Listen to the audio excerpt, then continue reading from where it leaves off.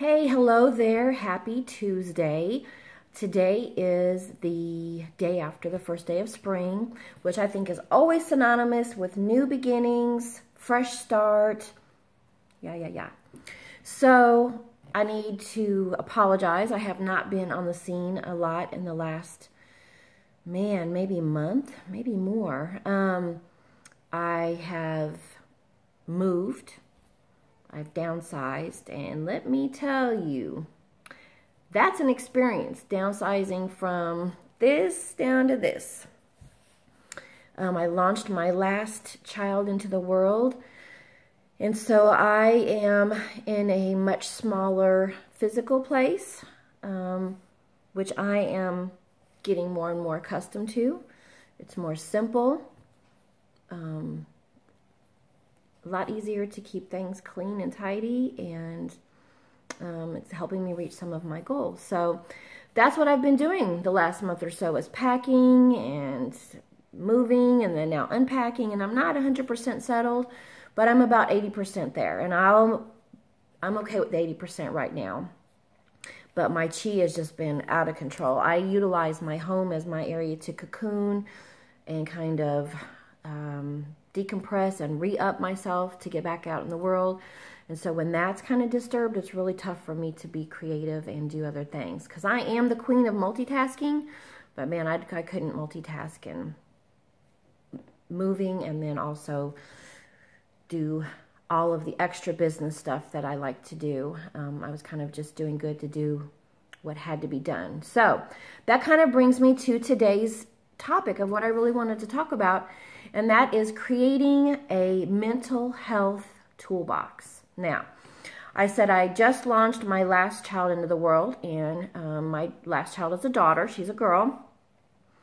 And as a woman that has raised her children a lot as a single mom, my mom launched me into the world, and I had to know certain things. Like, I had to know how to learn how to use certain tools.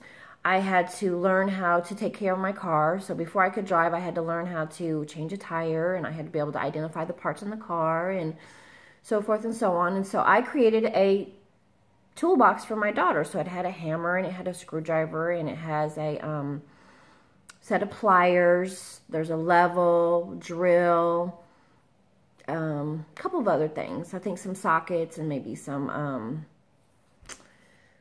I don't even know what you call them, but the keys that are different sizes, hex keys or something.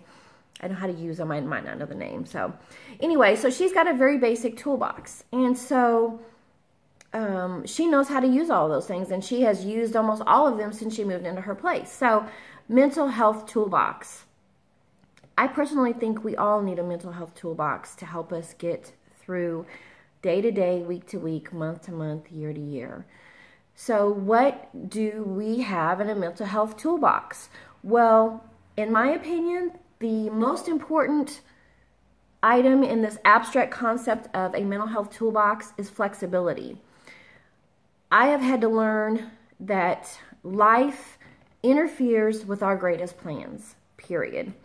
And if you are able to learn how to be flexible and kind of go with the flow, whatever that is, as a therapist, I typically have an idea of the activity I'm going to do with my client when I meet with them, based on goals that we have set together.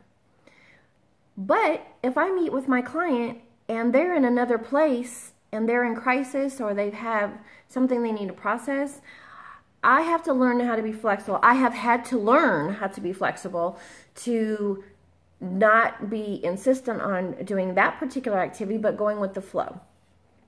And so flexibility, in my opinion, is one of the most important tools you can have in your mental health toolbox.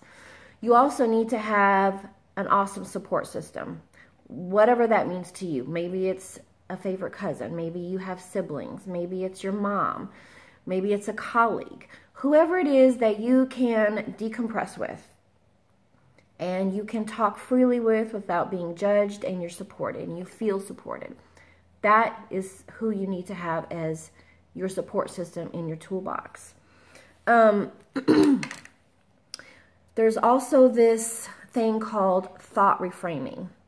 And I actually just had this conversation with a client this morning, and that's being able to turn something negative that's happened into something positive that's happened. And it's tough because when that negative thing happens, all you can do is focus on that it's negative. But being able to refocus and see it in a different perspective, in something that's positive, is very helpful. Here's an example, very practical example. We all have had moments that our car has broken down. I'm sure we all can agree on that. Flat tire, it hasn't started, whatever. And those moments suck. There's no other way to say that. They're not okay. But if you're able to take that negative moment of my car not starting, I got a flat, whatever, and reframe it into a positive, you know, maybe it happened first thing in the morning and you're in rush hour traffic. Maybe the universe saved you from being in an accident farther down the road. It's a lot better to get stranded during the day than it is at night. So reframing it, well, I'm glad it happened during the day and not at night. Those are ways that you can reframe negatives into positives. And if you're able to really fine-tune that skill, you will save yourself a lot of frustration and heartache. Physical wellness is another really important tool to have in your toolbox. Eating healthy, some sort of physical activity, making sure that you are physically getting your sleep you need. Those 3 things are really important to physical wellness.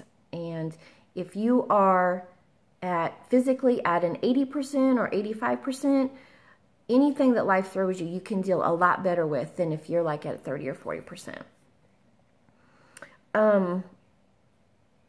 The last thing that should be in your toolbox, and it's super important, is self-care. And this is not a new concept. I've talked about self-care before many, many times. Self-care is so important, and it goes back to being at an 80% versus being at a 20% or 30%. If you are able to do things on a daily basis to take care of you, whatever that is, maybe it's watching your favorite television show, maybe it's taking a bubble bath, maybe it's reading, maybe it's going out and finding a new shirt that you've been kind of looking at and saying, can I afford that? Maybe it's going to get a massage. Maybe it is gardening. It could be a lot of things. Self-care is a lot of things. But that's really, really important to have that in your mental health toolbox, because that's going to help you be in a place that you're able to take on the world. So that kind of is it for your toolbox. You can always add more stuff. Of course, I will have a resource for you at the end of this video.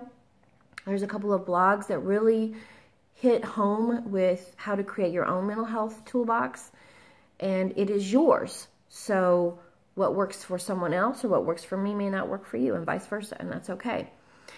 So I'm in a new place. As you see, I don't have my awesome picture behind me because I have not hung pictures yet. I'm a very visual person, so I need to get pictures on the wall.